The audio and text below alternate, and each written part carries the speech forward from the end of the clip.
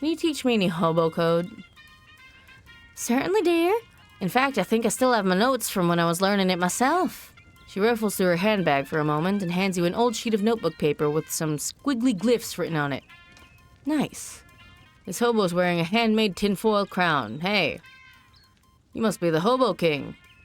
The crown gave it away, I presume? Yep. Well, you are absolutely correct. I'm the Hobo King. Though, to foster a more familial air, I permit my subjects to call me Johnny. Nice to meet you, Johnny. I'm Lee. What can I do for you, Lee?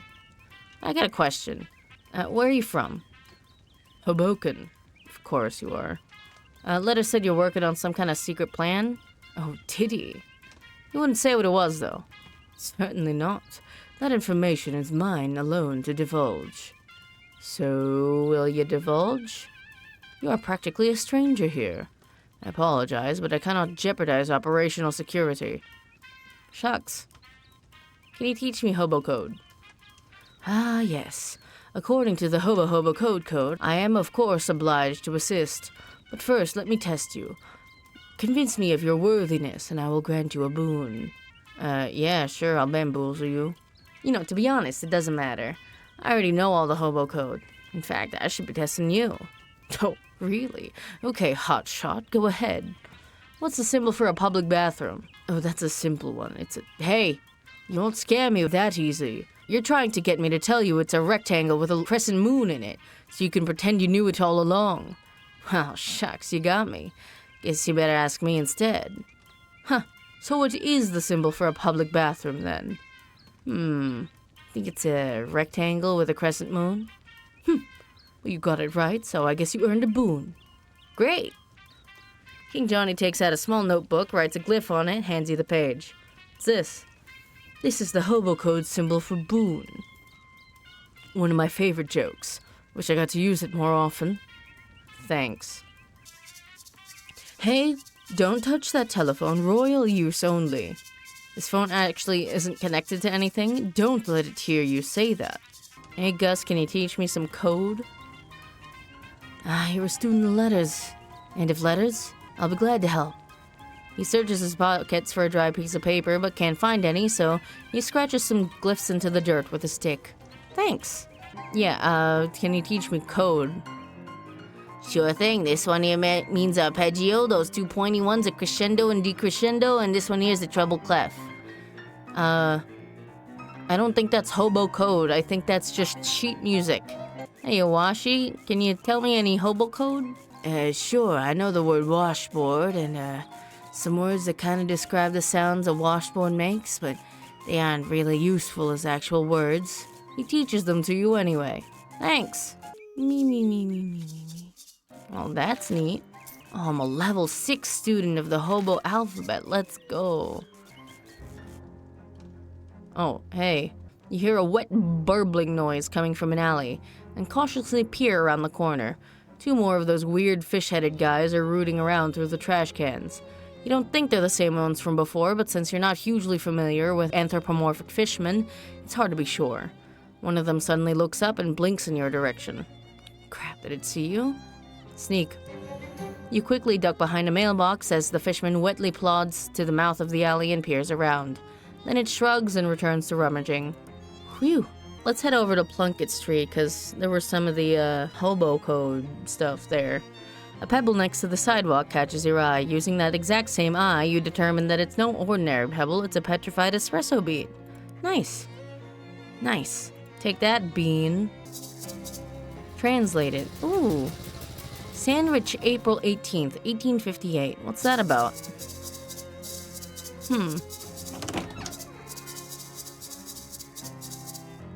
1858. 10 XP, a flattened sandwich that has been carefully concealed in the folder for that date. So that's what the code was all about. Pressed ham panini. Not exactly sure where this meat came from, but if pressed, you'd say a pig. Huh. Well, that's enough research. That's weird. Ooh, hobo code carved into the tiles here. Floor grapes. The code says grapes under here. You pry up the tile, sure enough, there are grapes, aged and flattened. Oh, hey, Dan, I got some fucking weird grapes here. Floor grapes, eh? Well, when life gives you floor grapes, make floor wine, baby. Sounds like a plan. I'll take the physical armor. One wine coming up. Cheers. Post-onal bliss. Think maybe at the fridge factory there was something? 2 goblins wearing shorts with suspenders and carrying, you know, those things, those marching band things. They're like an upright harp, except instead of strings, they have metal xylophone bars. Those things. Oh, bells? Those things. Anyway, these goblins are carrying those and they interrupt you. Hi, hello. Hi, what's up? You are intruding on the territory of the Glocklands Inn. Oh, like a glockenspiel. I see. Am I? I don't know what a Glockland is. We are Glocklands, we both. We are the toughest all street gangs in Ocean City. What think you about it? You do look pretty tough. That's true, we do it.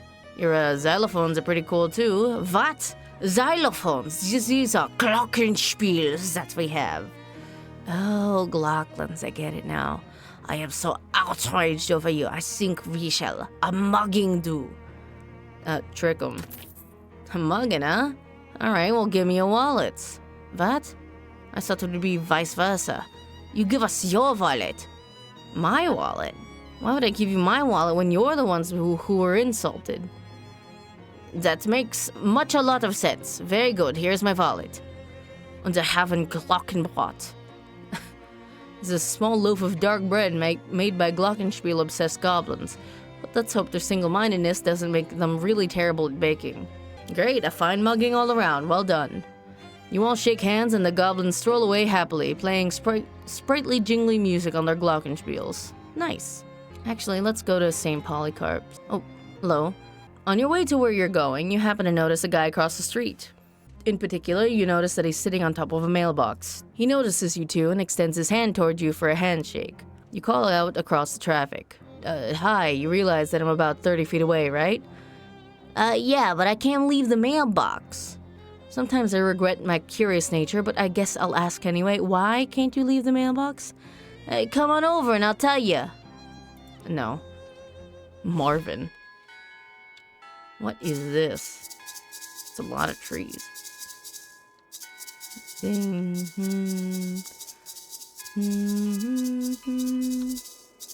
Mary had a little lamb.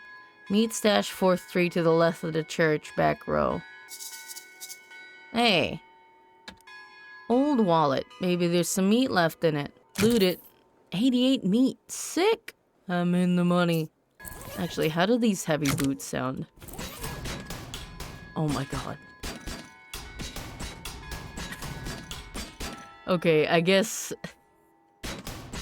Wow. I guess the silly walk has been replaced by silly boots. Hello. What is this? There's an hymnal in the back of this pew. Yikes. Oh my god. You got an item, unpleasant hymnal. There's something unsettling about this book of hymns. Maybe it's the fact that every instance of the word God has been replaced with some kind of weird shifting inkblot thing. Crack it open and deal your muscle and spooky damage. Ooh. This replaces my haunted duck call, right? I think I'll keep my duck call, though. I don't have too much muscle. Oh, this is a cathedral's font. Or more properly, typeface. What the fuck? I'm fishing in it. Fuck you. What's in here? Handful of holy water. If only you had also been blessed with something to carry it in. Deals a lot of damage to especially evil enemies. Probably shouldn't tempt fate anymore today. The door down to the catacombs is locked, presumably so the cat doesn't get out. Please don't disturb the altar. Okay. There's a vicar, who seems agitated about something. Hello there. Oh, no, what am I gonna do? I was gonna ask if everything's okay, but plainly not.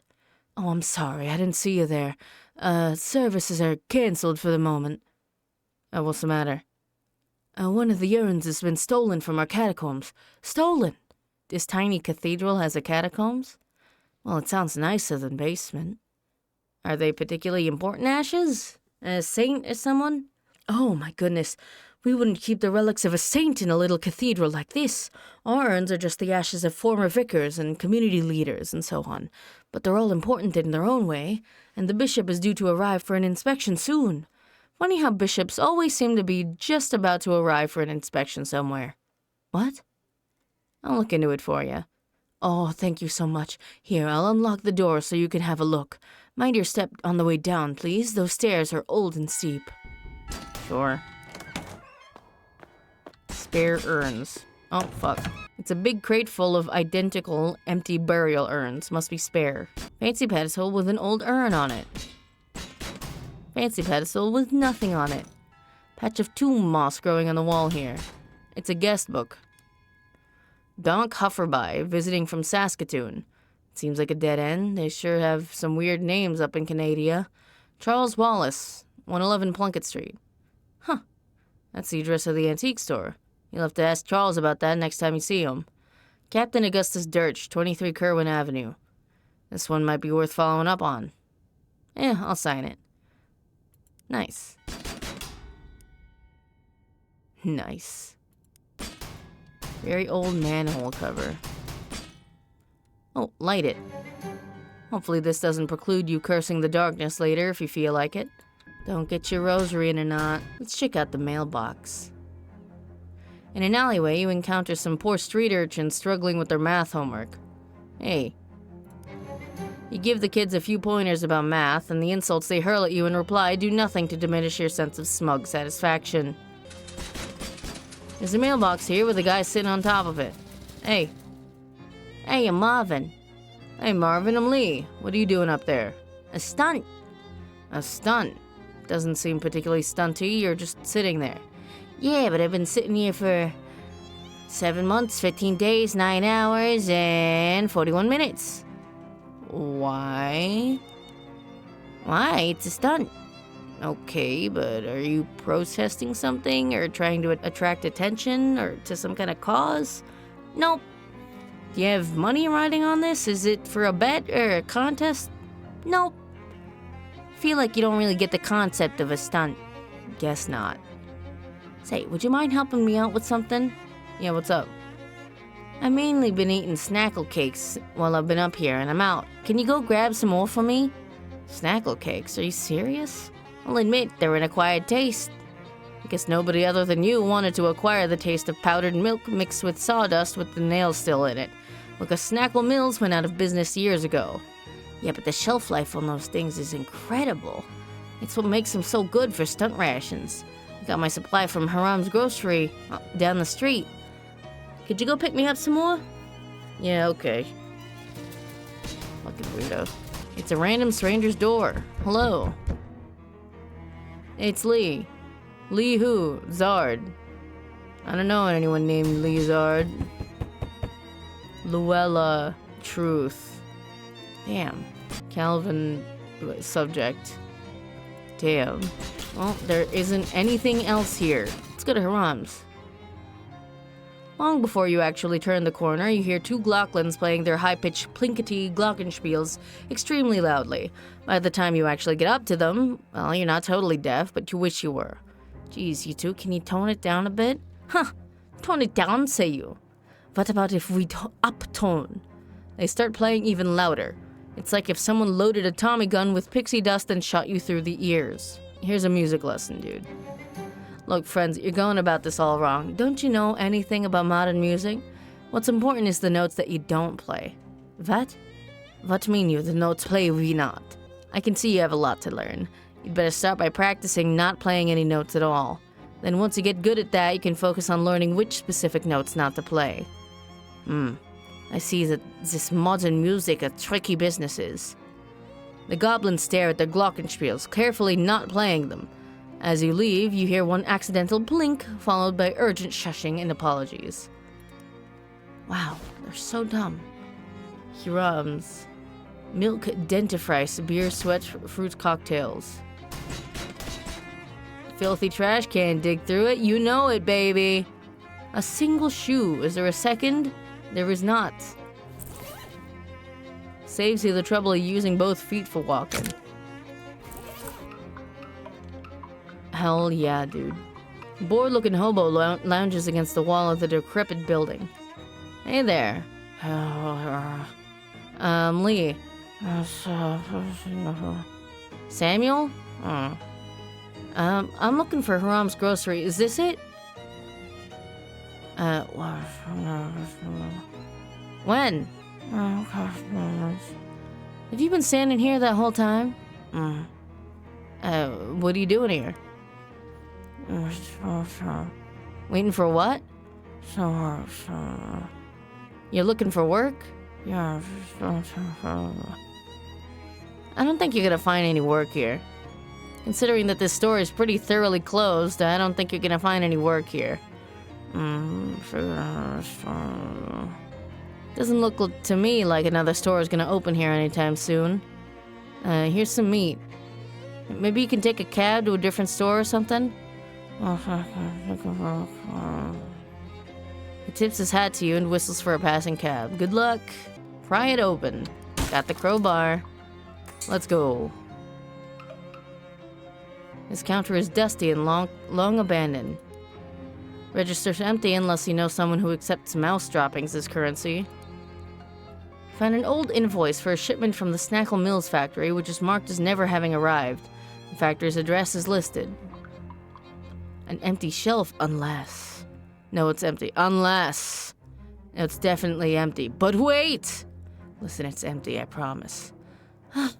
Fine. Oh, wait? What's this? What?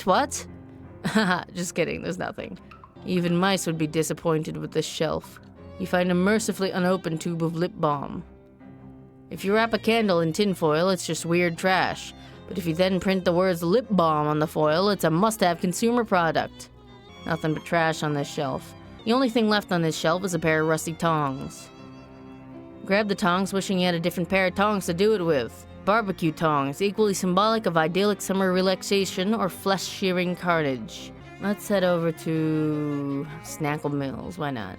Hands in the air, pal, you're on Tin Lizzie turf. Tin Lizzie like Thin Lizzie. And this is a stick-up. You turn to see a woman in oil-stained overalls, pointing a gun-like tool in your direction. What the, is that a caulking gun? Stick-up isn't usually such a literal phrase. Actually, it's a grease gun, so I guess it's more like a slick-up. Gross. Everyone's a critic. Give me a wallet. I'm grabbing your gun. You pull out your wallet and nervously fumble it, dropping it at the woman's feet. When she growls and reaches for it, you swiftly grab her wrist and twist the grease gun out of her hand. Hey! Looks like the grease is on the other, lug nut. Honestly, I don't know anything about cars. You're gonna regret messing with the Tin Lizzies. I'm gonna regret touching this filthy grease gun more. Go on, scram.